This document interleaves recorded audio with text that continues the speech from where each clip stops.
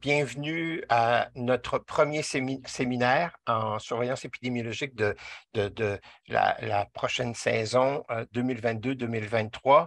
On pourra vous envoyer faire parvenir prochainement notre calendrier qui est maintenant officiel. Alors, je vous souhaite la bienvenue. Je me présente, mon nom c'est Bernard-Simon Leclerc. Je suis professeur agrégé de clinique à l'École de santé publique et je suis responsable de l'option surveillance épidémiologique de la maîtrise professionnelle en santé publique. Donc, on organise déjà depuis quelques années une série de séminaires en surveillance continue de l'état de santé et en vigie sanitaire. Euh, donc, tout le monde est invité. Il y a quand même plusieurs étudiants, mais il y a également plusieurs professionnels de la santé ou professionnels en surveillance qui profitent de cette occasion comme euh, une possibilité de formation continue. Donc, sans plus tarder, on débute notre nouvelle saison de séminaire avec une ancienne graduée, donc une graduée de l'option surveillance épidémiologique, euh, Brigitte O'Mifan, qui travaille comme épidémiologiste à l'Agence de la santé publique du Canada et qui va nous entretenir sur le système canadien de surveillance de la couverture vaccinale contre la COVID-19. Donc, elle va nous décrire ce système-là et nous parler un peu des tendances dans le temps et selon des variables démographiques de la couverture vaccinale au Canada. Donc, juste avant de commencer, je voudrais juste mentionner, je vois qu'il y a des gens ils se sont connectés avec un, un pseudonyme ou quelque chose comme ça. C'est juste pour vous demander si vous pouvez changer votre nom euh, changer votre inscription par votre véritable nom parce qu'on émet des attestations de participation. Donc, si vous avez un pseudonyme, on ne pourra pas vous produire une attestation de participation. Donc, sans plus tarder, je cède la parole à Brigitte euh, qui va nous entretenir pendant la prochaine heure sur le système de couverture vaccinale. La parole est à vous, Brigitte. Merci Bernard, merci pour la présentation. Donc, bonjour tout le monde. Peut-être avant de commencer, juste pour valider, pour les questions, est-ce qu'on les garde à la fin ou est-ce que c'est au fur et à mesure de la Euh, présentation? oui, ça va être J'aurais plus dû facile. demander. Ça va être plus facile de gérer le temps. Donc, on va réserver les questions Parfait, pour la fin, après votre présentation. ça marche. Euh, comme Bernard Simon l'a dit, je suis épidémiologiste à l'Agence de la santé publique du Canada. Plus spécifiquement, je travaille au sein de l'équipe qui fait la couverture, qui produit les estimés sur la couverture vaccinale en général, mais mon travail principal se porte sur la couverture vaccinale contre la COVID-19. Donc, je vais partager mon écran. Vous devez être en mesure de le voir maintenant. Est-ce que, Bernard Simon, tu peux confirmer si tu vois la diapositive? Pas encore.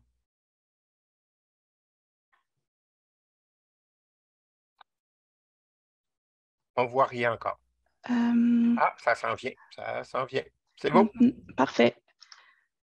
Parfait. Donc, avant de commencer, juste peut-être pour que tout le monde se prépare, j'ai une question à l'audience un peu plus tard dans la présentation. Une question à laquelle vous pourrez répondre dans le fond. Et si vous pouvez préparer, peut-être avoir soit votre téléphone, soit Google ou Microsoft Edge prêt sur le côté, je vais vous donner le site Internet et le code d'accès pour pouvoir répondre à la question un peu plus tard. Alors, pour commencer, je vais vous présenter un aperçu du système canadien. Je vais peut-être réduire ça ici. Le système canadien de surveillance de la couverture vaccinale contre la COVID-19. Rapidement, les objectifs de la présentation seront de discuter des grandes lignes des programmes de vaccination au Canada, de décrire le système de surveillance national de la couverture vaccinale contre la COVID-19 et enfin d'examiner la couverture vaccinale dans le temps selon l'âge, la province ou le territoire. Alors, je vais commencer avec un aperçu qui va essayer je vais essayer d'être bref, mais ça va être quand même assez détaillé du programme de vaccination contre la COVID-19 au Canada. Vraiment juste pour vous présenter un petit peu dans le contexte dans lequel on a travaillé, le contexte dans lequel le système de surveillance a été bâti. Donc, j'ai résumé cette présentation dans le temps avec les recommandations et les autorisations, surtout faites au niveau fédéral, les recommandations faites par le Comité consultatif national de l'immunisation, le CCNI. Mais chaque province et territoire ont leurs propres recommandations et mettent leurs propres lignes directrices. Donc, ce qui est présenté ici est différent de la façon dont le programme de vaccination s'est peut-être fait au niveau de chaque province et de chaque territoire. Mais à travers différentes tables de discussion où les partenaires provinciaux, territoriaux et fédéraux discutent, il y a tout de même une certaine coordination ou alignement, si on veut, des programmes de vaccination. Alors, pour commencer, la vaccination au Canada a débuté le 14 décembre 2020, tout de suite après l'autorisation du vaccin Pfizer-BioNTech. Et ça a commencé en fait en priorisant certains groupes à risque, notamment les résidents des établissements de soins de longue durée ou encore les personnes vivant en milieu de vie collectif et les travailleurs de la santé. Donc, les boîtes grises ici présentent essentiellement les vaccins autorisés pour utilisation au Canada par Santé Canada. Donc, comme j'ai mentionné, le vaccin Pfizer et puis le vaccin Moderna ont été approuvés en décembre 2020. Donc, c'est à ce moment-là aussi que la vaccination a commencé, pardon.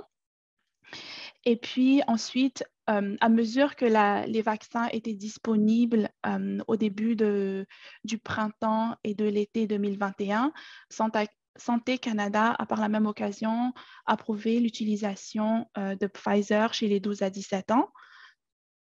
Et en même temps, les provinces et les territoires ont étendu l'admissibilité à la vaccination jusqu'aux 12 ans et plus dès le mois de juin 2021. Plus tard dans l'année, en novembre, Santé Canada a autorisé le vaccin Comirnaty chez les 5 à 11 ans. Donc, c'est à ce moment-là que cette population pédiatrique, dans le fond, était admissible à la vaccination. Et puis ensuite, en mars de cette année, Santé Canada a approuvé l'autorisation de Moderna chez les 6 à 11 ans. En juillet et août, Santé Canada a approuvé l'utilisation de Moderna chez les 6 mois à 5 ans cette fois-ci. Donc, là aussi, c'est la première fois que les groupes de moins de 5 ans étaient admissibles à la vaccination. Et enfin, en septembre, donc ce mois-ci, au début de ce mois, l'approbation du vaccin bivalent de Moderna chez les 18 ans et plus, approuvé à utiliser comme dose de rappel. Donc, pour revenir dans la ligne de temps, je vais présenter rapidement les différentes recommandations émises par le CCNI. Vraiment juste pour illustrer encore une fois le contexte changeant à la lumière des nouvelles connaissances aussi qui ont été publiées tout au long de la pandémie, mais aussi sur l'efficacité vaccinale et les manifestations cliniques inhabituelles suivant la vaccination.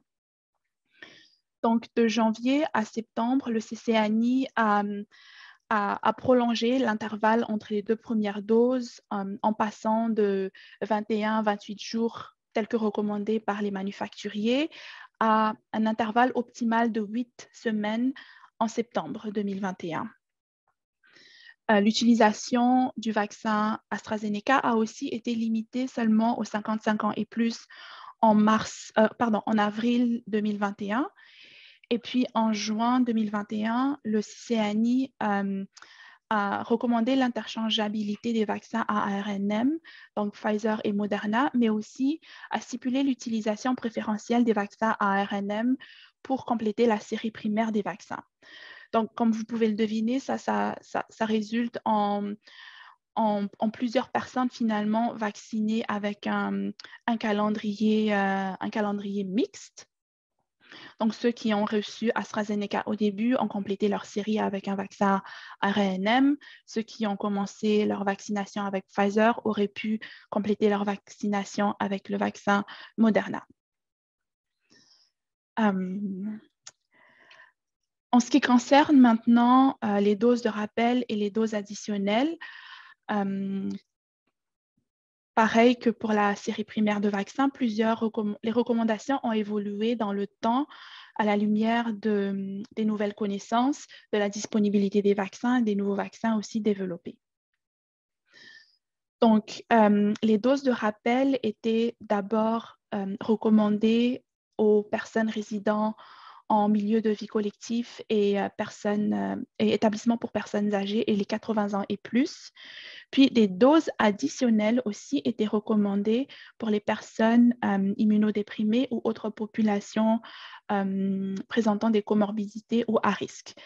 Donc, la nuance ici entre dose de rappel et dose additionnelle, c'est que la dose additionnelle va servir pour les personnes immunosupprimées, par exemple, à compléter leur série primaire d'un vaccin à 2 doses parce qu'ils ont besoin de cette dose additionnelle pour avoir une protection optimale contre la COVID-19.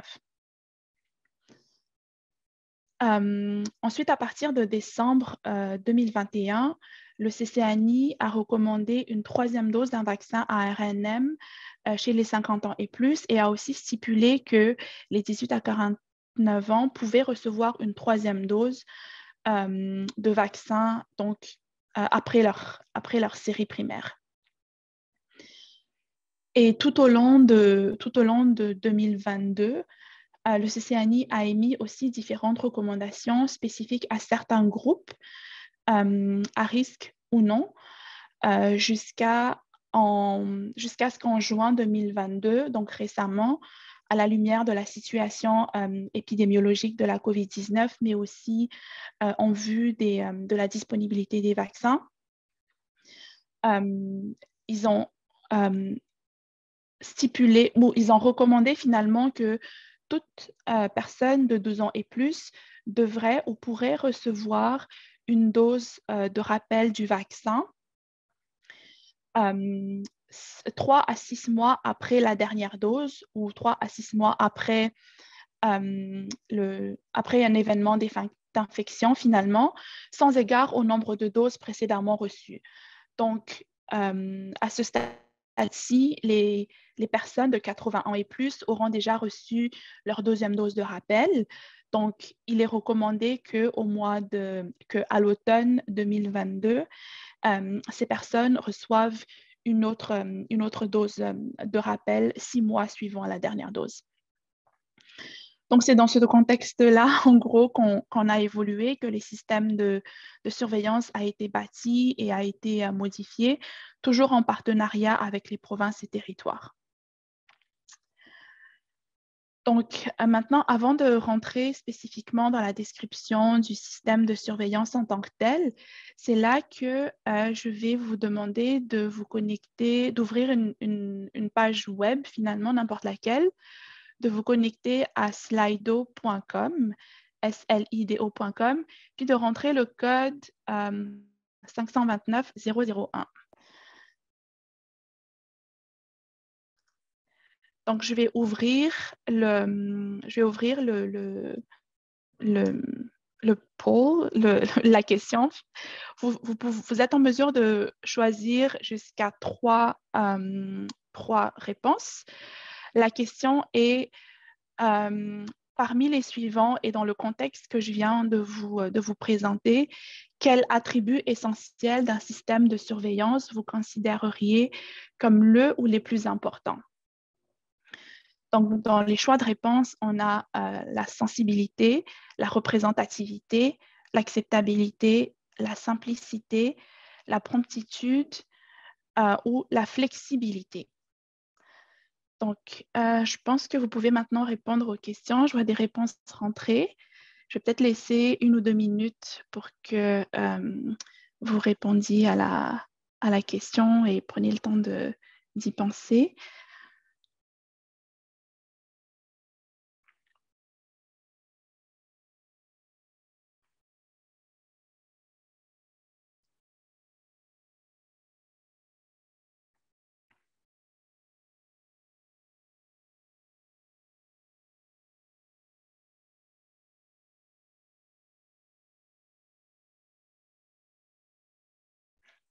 Je vois encore des réponses rentrer. À date, c'est la représentativité qui a le plus grand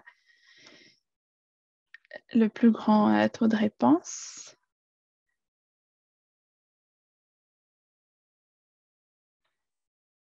Parfait. Encore 10 secondes pour ceux qui veulent répondre.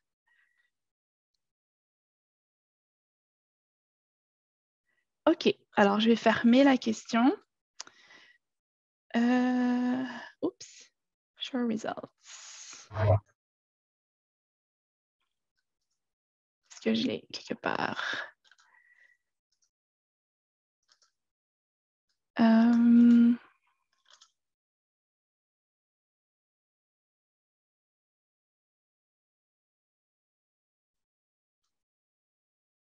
Si je repars, OK, on va rester là-dessus. Donc, on voit que c'est la représentativité et la sensibilité les réponses les plus en plus grande proportion. Il n'y a pas en fait de mauvaise réponse. Chaque attribut essentiel d'un système de surveillance sont en général utilisés lorsqu'on procède à l'évaluation d'un système de surveillance. Donc, les attributs sont choisis en fonction de l'objectif de l'évaluation du système. Mais si j'ai à moi donner une réponse, je dirais que le plus important aurait été la flexibilité du système de surveillance finalement, parce que l'éligibilité des groupes d'âge ont changé, de nouveaux vaccins ont été produits, plusieurs recommandations ont été émises et ont évolué aussi au cours du temps. Donc, je dirais la flexibilité, mais évidemment, la représentativité est aussi un attribut important. Un deuxième attribut serait l'acceptabilité, selon moi, parce que, et je vais vous montrer un peu plus tard, les données, en fait, nous proviennent des provinces et territoires. Donc, sans l'acceptabilité des personnes qui nous fournissent les données, eh bien, le système n'aurait pas pu fonctionner, si on veut. Donc, merci d'avoir participé. Donc, on va revenir à la présentation. Alors, comme j'ai dit, le système de surveillance a été créé en décembre 2020 en partenariat avec les provinces et territoires, donc partenaires membres du réseau canadien des registres d'immunisation et de la couverture vaccinale, ainsi que l'Agence de la santé publique du Canada.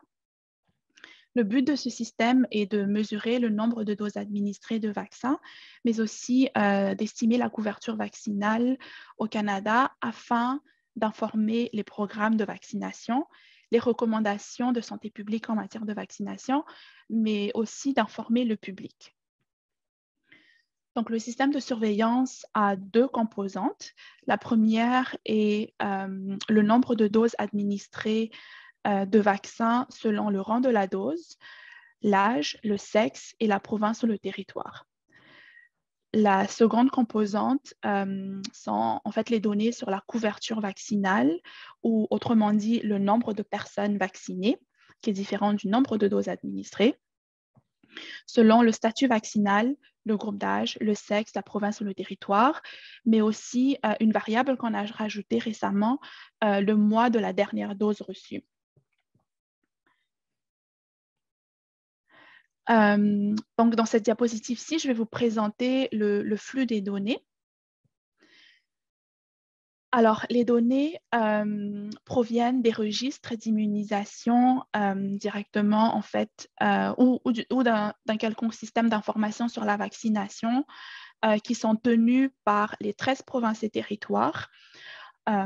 Ces données nous sont aussi fournies par les Forces armées canadiennes pour la population des Forces armées canadiennes et aussi fournies par Service correctionnel Canada pour les personnes qui sont dans un établissement correctionnel fédéral. Donc, les données sur la vaccination nous sont transmises par ces organisations à travers un formulaire national de collecte de données qui inclut essentiellement 2 tableaux. Un tableau sur les doses administrées et un tableau sur la couverture vaccinale ou le nombre de personnes vaccinées. À partir de... Donc, on collecte cette information au début de la campagne de vaccination et tout au long de 2021 et début 2022. On a collecté l'information à chaque semaine, mais on a réduit la fréquence de rapport aux 4 semaines à partir du mois de juin de cette année. Donc, à chaque 4 semaines maintenant, on produit des rapports sur les doses administrées et la couverture vaccinale pour différentes audiences. Je ne les nommerai pas tous ici parce qu'on a une très grosse liste et la liste ici n'est même pas exhaustive. Donc, essentiellement, on produit un rapport aux 4 semaines au Comité canadien de l'immunisation, un rapport aussi qui est disponible au public, qui est le rapport InfoBase. Des jeux de données aussi sont produits, la première étant le jeu de données sur les doses administrées qui est utilisé, qui est partagé avec l'équipe de logistique qui s'occupe de la logistique des vaccinations à l'Agence de la santé publique, mais aussi utilisé par l'équipe qui surveille l'innocuité des vaccins pour calculer les taux de manifestations cliniques inhabituelles suivant la vaccination finalement. Un jeu de données est aussi partagé avec l'équipe qui s'occupe de la surveillance des cas de COVID-19. Donc, cette équipe utilise nos données de couverture vaccinale pour calculer les taux de cas qui surviennent suivant la vaccination, les cas de COVID-19 suivant la vaccination. Un rapport mensuel est aussi partagé avec l'OMS. Puis, ces différents tableaux servent aussi à différentes demandes ad hoc, autant à l'interne qu'à l'externe de l'agence. Je voulais noter aussi un usage possible des données de surveillance, donc un aperçu très rapidement. L'équipe a récemment analysé ou du moins estimé l'effet des annonces des exigences de vaccination à l'automne dernier. Donc, les effets sur l'initiation de la vaccination contre la COVID-19 au Canada. Le but était d'examiner l'effet des annonces d'obligation de vaccination dans le temps, selon le groupe d'âge et la province, entre juillet et novembre 2021. On a utilisé des données de surveillance. L'une des sources des données est le système canadien de surveillance de la couverture vaccinale contre la COVID-19, mais des données sur les cas de COVID-19 étaient aussi utilisées pour ajuster pour le nombre de cas dans le temps. En gros, l'analyse a démontré que la vaccination obligatoire, ou du moins l'annonce de la vaccination obligatoire des vaccins contre la COVID-19 a été suivie d'une augmentation du taux d'initiation de la vaccination dans certaines provinces et aucune tendance selon l'âge n'était observée. Le message clé, dans le fond, ici, c'est que les données de surveillance ont permis d'estimer l'effet immédiat et soutenu de l'annonce de l'exigence de vaccination par âge et par province, mais aussi de quantifier le nombre de personnes vaccinées en plus comparativement à un scénario où il n'y a pas eu, dans le fond, de vaccination obligatoire. Donc, dans les prochaines diapos, je vais vous présenter les résultats d'une autre analyse descriptive qu'on fait sur la couverture vaccinale contre la COVID-19 au Canada. L'objectif essentiellement, c'est de décrire la couverture vaccinale au Canada selon l'âge, le statut vaccinal et la province ou le territoire. Depuis le début de la vaccination ou depuis le début depuis le moment où on a des données complètes, donc le 30 janvier 2021 au 11 septembre 2022.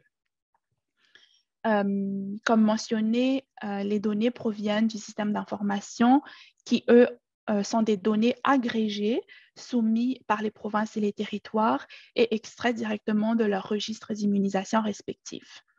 Les dénominateurs pour estimer la couverture vaccinale sont les estimations de population produites par Statistique Canada pour les provinces et le Nunavut et les estimations de population fournies par le Yukon et les territoires du Nord-Ouest pour ces deux territoires.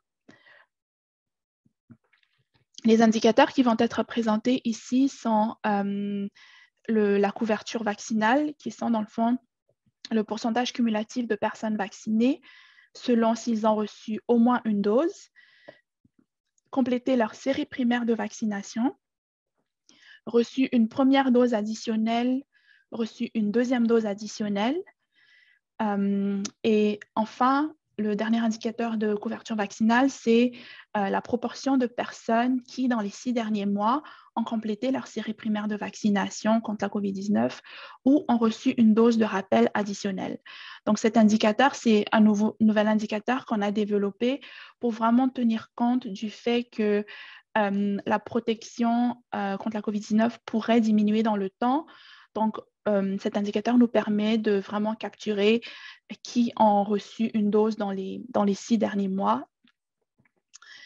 Et c'est ça. Donc, juste une note pour pourquoi est-ce qu'on utilise dose additionnelle plutôt que dose de rappel. Donc, comme j'ai dit un peu plus tôt, les recommandations du CCNI étaient diverses et adapté selon le groupe finalement. Donc, les doses de rappel versus doses additionnelles visaient différents groupes. Et malheureusement, dans les registres d'immunisation des provinces et territoires, il n'est pas possible de déterminer disons, les différents groupes qui sont visés par ces recommandations. Donc, par exemple, il n'est pas possible de déterminer le statut immunodéprimé d'une personne. Donc, il n'est pas possible de finalement déterminer si une dose a été administrée en tant que dose de rappel ou en tant que dose additionnelle. Donc, pour un souci, dans le fond, pour standardiser, simplifier et pour un objectif de surveillance, on utilise dose additionnelle plutôt que dose de rappel. Et finalement, l'autre indicateur que je vais présenter ici, c'est la variation de la couverture vaccinale aux 4 semaines.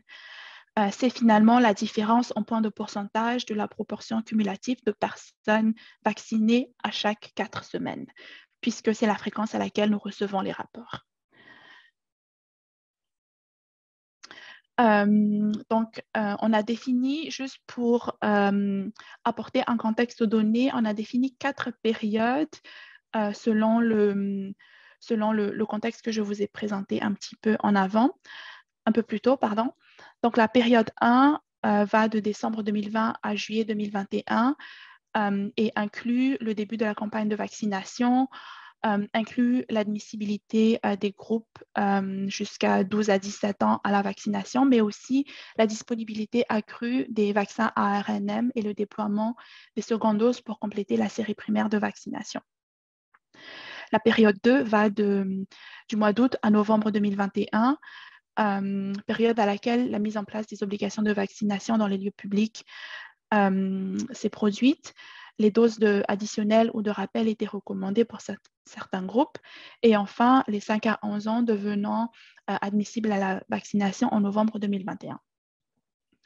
La période 3 de décembre 2021 à mars 2022 correspond en fait à la 5e vague de l'éclosion de COVID-19. C'est aussi à ce moment-là que les doses de rappel étaient recommandées pour les 50 ans et plus. Et puis aussi le relâchement des mesures sanitaires à la fin du mois de janvier à travers les provinces et les territoires. La période 4, enfin, de avril à septembre 2022, correspond à la période où les doses de rappel étaient recommandées pour les 18 ans et plus. La deuxième dose de rappel était recommandée pour certains groupes à risque, notamment les personnes de 70 ans et plus. L'autorisation du vaccin pour les enfants de 6 mois à 4 ans. Et enfin, le déploiement de la campagne d'automne pour les doses de rappel. Alors, je vais maintenant vous présenter les résultats.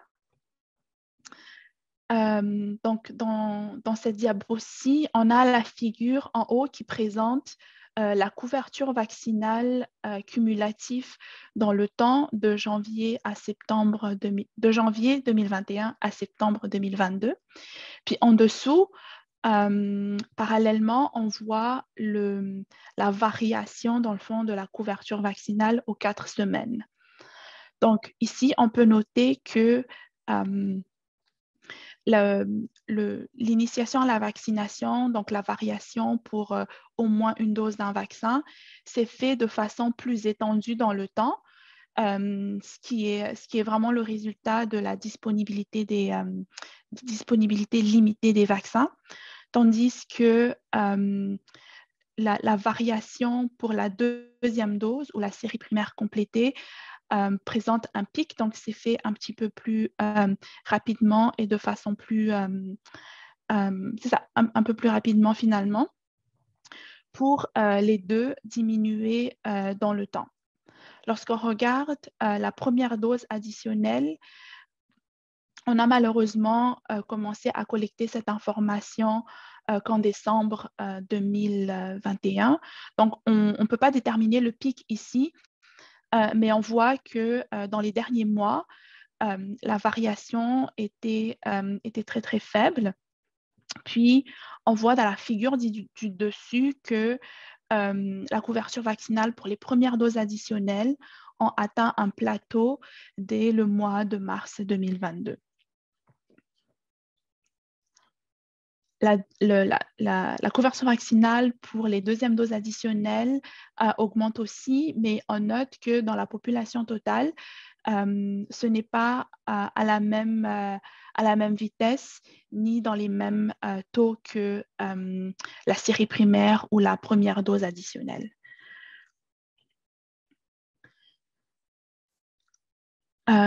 Ici, la figure présente le pourcentage cumulatif des personnes ayant reçu un vaccin contre la COVID-19 selon ces 3 indicateurs. Donc, la proportion de personnes ayant reçu au moins une dose, ayant complété leur série primaire ou ayant été vaccinées dans les 6 derniers mois, selon le groupe d'âge en date du 11 septembre 2022.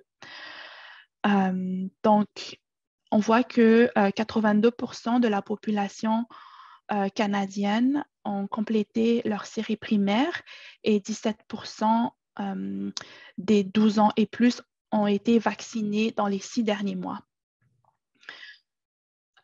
On peut noter aussi que dans le groupe des 5 à 11 ans, malgré qu'ils aient été admissibles depuis novembre 2021, la couverture vaccinale comparée aux plus vieux groupes d'âge demeure plus faible. Donc, la proportion de ceux qui ont complété leur série primaire dans les 5 à 11 ans reste en dessous de 50%, avec la barre vert foncé ici. Puis, on voit aussi que la couverture vaccinale pour les personnes ayant reçu un vaccin dans les 6 derniers mois était la plus élevée chez les 70 ans et plus, ce qu'on peut voir avec les barres mauves ici. Ce qui concorde en fait avec le fait que cette population était admissible à une dose additionnelle au printemps dernier. Si on regarde maintenant l'initiation de la vaccination contre la COVID-19 selon le groupe d'âge, on note que dans l'ensemble, l'initiation à la vaccination était plus élevée les semaines suivant les dates d'admissibilité. Donc, autrement dit, lorsqu'on regarde la variation de la couverture vaccinale, on note que les pics surviennent essentiellement tout de suite après que le groupe d'âge correspondant ait été admissible à la vaccination. Et on voit que la plus grande augmentation était chez les 80 ans et plus, avec la ligne couleur moutarde ici. Et bien qu'on ne puisse pas déterminer le pic chez les 12 à 69 ans, essentiellement parce qu'on a commencé à collecter l'information pour ces groupes d'âge que plus tardivement, comparativement à quand ce groupe était admissible à la vaccination, on voit quand même que l'initiation à la vaccination diminuait plus progressivement chez les 12 à 49 ans sur 16 à 20 semaines plutôt que chez les 50 ans et plus.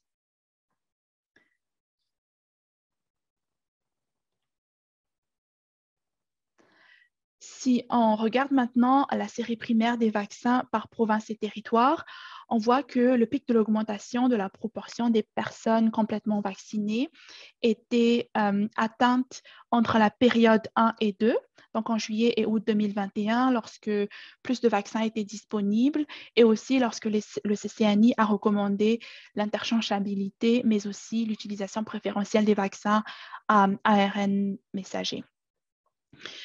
L'augmentation était ensuite soutenue, mais modérée, pour atteindre un plateau pour toutes les provinces et territoires à partir de février 2022. Si on regarde maintenant par région, si on veut, on voit que les territoires, donc avec les couleurs plus chaudes ici, rouge, orange et jaune, semblent avoir complété leur série primaire bien en avance par rapport, donc en avril 2021, bien en avance par rapport aux provinces. Ça s'explique vraiment par le fait que dans les territoires, les résidents étaient considérés comme population à risque élevé de conséquences graves si une éclosion ou une infection survenait. Donc, la recommandation pour compléter la série primaire chez les adultes dans les territoires était différente comparativement aux provinces.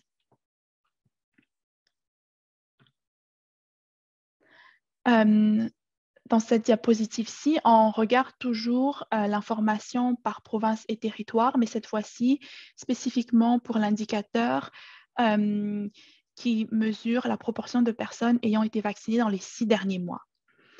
Donc, on note que la couverture vaccinale allait de 9% dans les territoires du Nord-Ouest à 20% au Nouveau-Brunswick. On note que la couverture vaccinale était la plus faible au territoire du Nord-Ouest et au Nunavut, mais on ne voit pas de tendance particulière dans les provinces.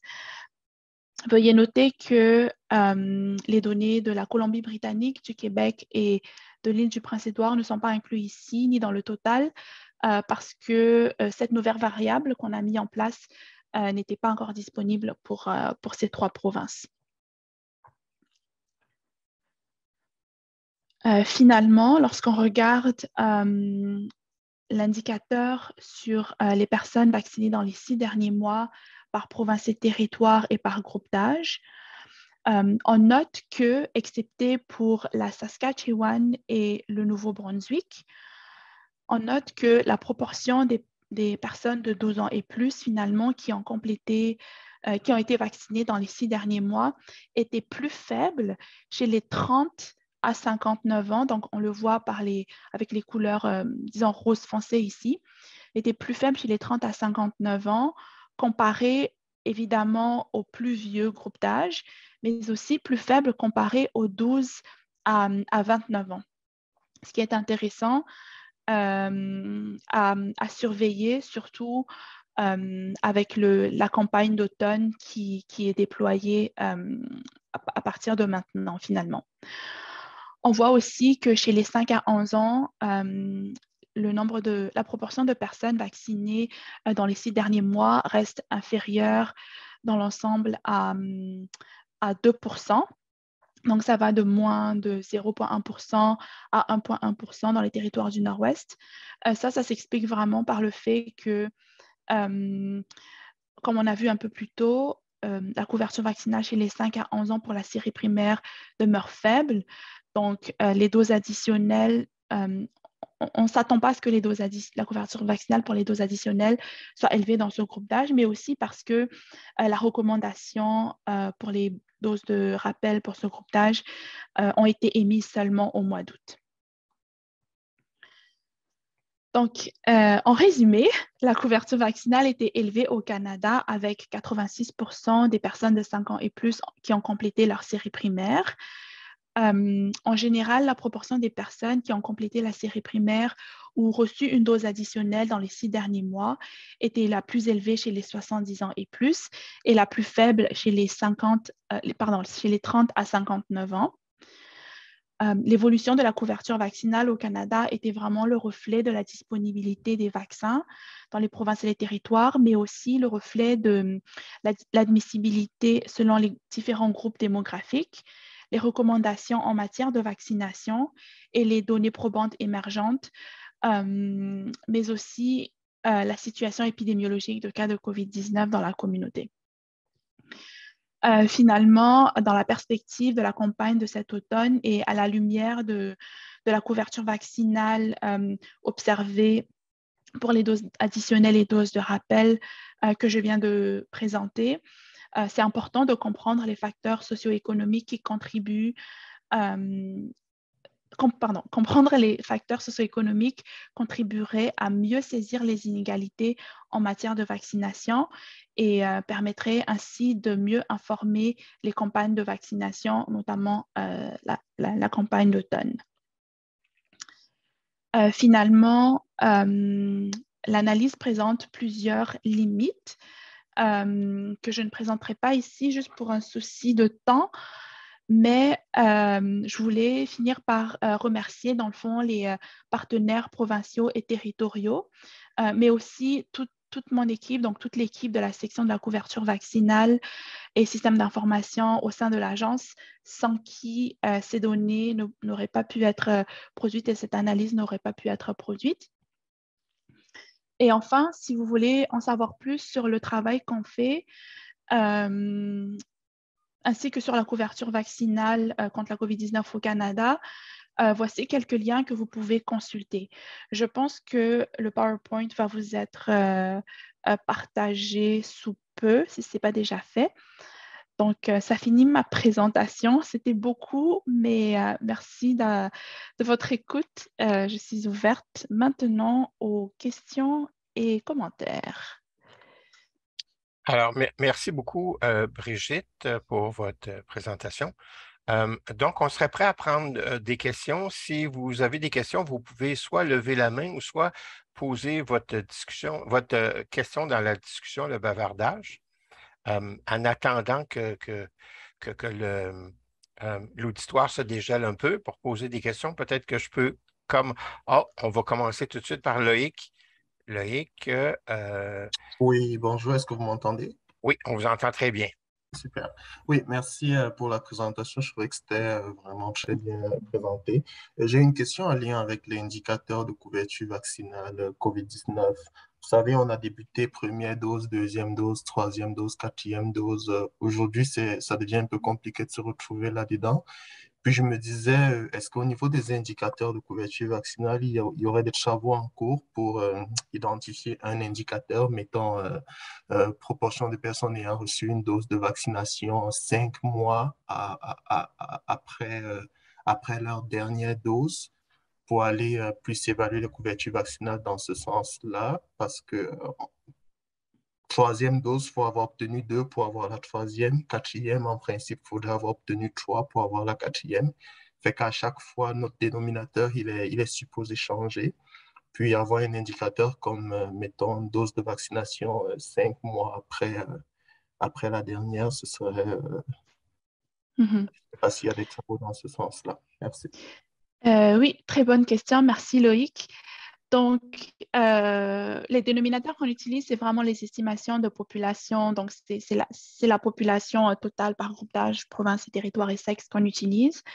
En ce qui concerne l'indicateur, oui, on a développé un nouvel indicateur qui mesure, dans le fond, donc je vais fermer ça ici, qui mesure la proportion de personnes ayant, dans les derniers mois, complété leur série primaire de vaccination ou ayant reçu une dose de rappel ou une dose additionnelle.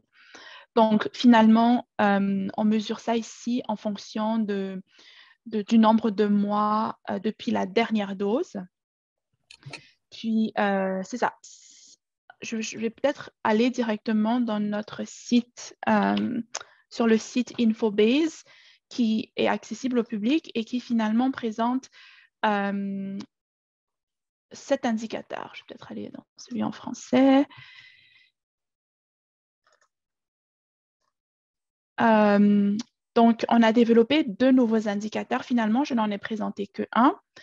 Celui que j'ai présenté, c'est la proportion de la population qui, dans les 6 derniers mois, ont complété leur série primaire ou ont reçu une dose additionnelle. L'autre indicateur que je n'ai pas présenté et qui est maintenant disponible, c'est la proportion de personnes qui ont reçu une dose additionnelle depuis le 1er août 2022. Donc, ce deuxième indicateur, en fait, c'est vraiment pour faire le suivi de la campagne de vaccination de cet automne. Mais oui, on a établi des nouveaux indicateurs pour répondre à ces recommandations. Et on a atterri sur la période de 6 mois parce que c'est ce qui est mentionné dans les recommandations du CCNI. Mais vous avez raison, les provinces et les territoires ont différentes recommandations allant de 3 mois à 6 mois. Donc, juste pour avoir un indicateur standard au niveau national, on a suivi les recommandations du CCNI. Merci. Merci beaucoup, Loïc.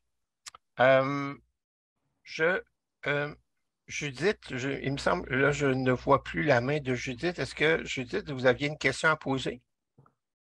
Ben, elle a répondu à ma question, c'est que je me demandais pourquoi c'était 6 mois alors qu'au Québec, on parle d'une recommandation dans les 5 derniers mois. Fait que nous, on avait essayé de suivre un indicateur dans les 5 derniers mois. Fait que c'était ça ma question, mais elle a répondu. Puis, dans le fond, juste pour être sûr en même temps, la proportion des personnes ayant, dans les 6 derniers mois, complété leur série primaire, fait que vous êtes capable de voir s'ils ont. Oui, il faut qu'il y ait une dose dans les 6 derniers mois, mais il ne faut pas que ça soit leur première dose, dans le fond. Exactement. Okay. On exclut finalement les personnes qui sont considérées partiellement vaccinées. Puis, en fait, l'idée, c'est de capturer surtout ceux qui ont reçu une dose de rappel dans les 6 derniers mois, mais parce que les 0 à 4 ans n'ont été que récemment admissibles, ils sont tout de même à jour, si on veut, dans leur vaccination, en ayant complété leur série primaire dans les 6 derniers mois seulement. Donc, on inclut ces 2 catégories-là, ceux qui ont complété leur série primaire et ceux qui ont reçu une dose de rappel dans cet indicateur. Parfait, merci. D'autres questions? Peut-être. Alors, je peux me permettre une question en attendant qu'il y ait d'autres questions. Vous avez parlé vous avez présenté, vous avez parlé de l'acceptabilité. Acceptabilité en parlant que le système devait être acceptable par les fournisseurs de données, donc les différentes provinces, les différents territoires. J'imagine que ça doit avoir quand même représenté un grand défi parce que donc d'avoir la collaboration de plusieurs provinces, plusieurs territoires. Donc, ça prend des défis peut-être au niveau des systèmes d'information, des défis au niveau du format de la donnée, etc. Là. Oui, ça a été beaucoup de discussions avec les provinces et territoires. Mais parce que les provinces et territoires produisent aussi déjà leur propre estimation de couverture vaccinale, ça a été leveraged, comment on dit ça? Ça a été, dans le fond, c'était une fenêtre d'opportunité aussi de faire une pierre deux coups pour produire, pour, dans le fond, partager les données à l'agence. Mais oui, parce que les provinces et territoires ont leur propre définition, par exemple, du statut vaccinal. Par exemple, le Québec qui inclut, qui tiennent compte des infections précédentes pour déterminer si une personne est adéquatement vaccinée ou non. Donc, toutes ces variations-là à travers les provinces et territoires ont été un défi et pour définir finalement des indicateurs standards au niveau national. Et c'est toujours un travail continu, si on veut. Merci beaucoup. Donc, peut-être le Dr. Fit, puis après, on prendra la question d'Adrien. Dr. Fit. Oui, bonjour tout le monde. Là, vous allez pouvoir vous parler entre malgaches. Oui, bonjour Brigitte. Bonjour. Merci pour la présentation, c'était vraiment informatif. Moi, je suis intéressée pour la tranche d'âge de moins de 5 ans qui a un taux de couverture vaccinale inférieur à 50%. Est-ce qu'il s'agit, bon, d'après vous, ce n'était pas donc dit tout à l'heure, mais est-ce qu'il s'agit d'un problème d'acceptabilité parentale ou quelque chose dans ce sens pour un taux de couverture vaccinale aussi bas? Merci. Oui, merci pour la question, Fid. En fait, on n'a pas, nous, fait d'études pour expliquer spécifiquement ça, mais d'autres membres de mon équipe qui, je pense, sont dans le groupe pourraient peut-être compléter ma réponse. Oui, il s'agit vraiment de l'intention de vacciner leurs enfants, l'intention des parents de vacciner leurs enfants, surtout dans ces groupes d'âge comparativement aux adolescents, par exemple, qui est faible finalement. Peut-être pour compléter ma réponse et pour le Québec spécifiquement, l'INSPQ produit des résultats de sondage qu'ils conduisent de façon périodiquement pour présenter finalement l'intention d'être vacciné ou l'intention de vacciner les enfants, pour compléter ma réponse avec des données, si on veut. Je peux partager le lien après la présentation. Est-ce que ça répond à la question, Fid? Oui, merci beaucoup. En fait, je pense que l'hypothèse, c'est vraiment ça, mais on va lire donc les résultats de recherche. Merci.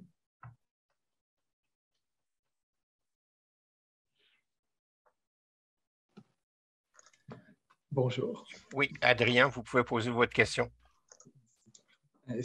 Excellente présentation. Je travaille à la santé publique de Montréal,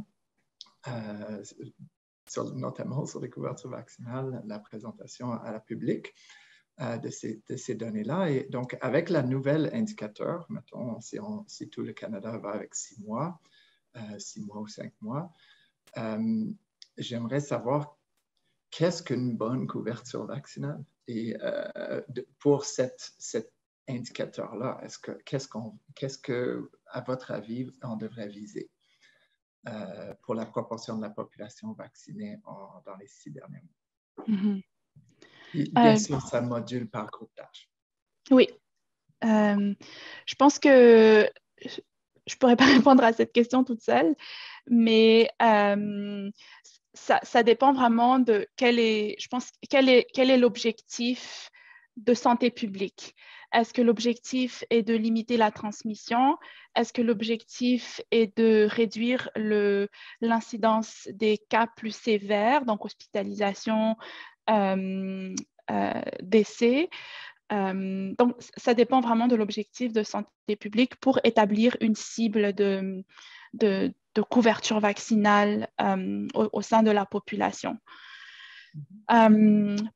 Si je fais le parallèle avec d'autres, et ça dépend aussi évidemment de l'agent infectieux et du contexte épidémiologique. Mais si je prends par exemple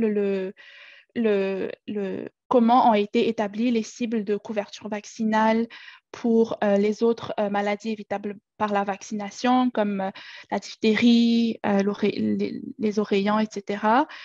C'était des grosses discussions entre provinces et territoires et vraiment basées sur les données probantes. Si je ne me trompe pas, l'objectif était d'atteindre une couverture vaccinale de 90% pour certains groupes d'âge. Mais encore là, ça dépend vraiment de l'agent infectieux et du contexte épidémiologique ainsi que de l'objectif de santé publique. Pour la COVID-19, je n'ai pas de réponse. Si quelqu'un s'y connaît mieux, pourrait peut-être compléter ma réponse.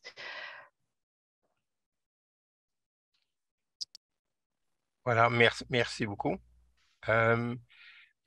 Malheureusement, on va être obligé de mettre fin à la... Il y aurait eu une question dans le bavardage de Asia, mais malheureusement, on va devoir mettre fin parce qu'il est déjà 12h56. Donc, je tiens à vous remercier sincèrement, Brigitte, pour votre excellente présentation. C'était très intéressant. J'aurais eu personnellement aussi des questions d'intérêt parce que j'ai vu dans une des références qu'on parlait de... il y avait une référence sur les inégalités. Donc, j'aurais été intéressé de voir des résultats de ce côté-là. Mais on va rester sur notre fin, puis on va vérifier les références que vous allez qu'on va retrouver dans le PowerPoint. Donc, merci énormément pour votre présentation qui était très intéressante. Et je vous écoutais avec fierté. Je suis fier de votre présentation et de savoir que vous êtes une de nos anciennes étudiantes. Donc, merci énormément. Merci beaucoup à tous ceux qui étaient présents à ce séminaire-là. Juste pour vous inviter au prochain séminaire. Donc, on va publiciser le calendrier des séminaires. Donc, le prochain séminaire va être le 19 octobre. On a eu la confirmation. C'était le seul séminaire pour lequel on n'avait pas eu encore la confirmation avant hier. Donc, là, on a eu la confirmation. Et donc, ça va être un séminaire sur la surveillance de la variole simienne au Québec, donc avec Annick Descormier de la Direction de la Vigie sanitaire au ministère de la Santé. Donc, prenez ça en note, on va faire la publicité 19 octobre prochain sur la variole simienne. Autrement que ça, juste vous mentionner que donc à partir du prochain séminaire, vous allez voir également, si vous voyez sa caméra, donc Fatima Binaté, qui est une de nos récentes diplômées, qui est maintenant professionnelle en surveillance, qui est une diplômée qui a terminé au printemps. Et donc, Fatima va nous donner un coup de main et vraisemblablement que c'est elle qui va présenter les prochaines conférences, les conférenciers des prochains séminaires. Donc, merci énormément pour votre participation. Revenez-nous en grand nombre et passez une excellente fin de journée. Merci beaucoup. Au revoir. Merci, au revoir.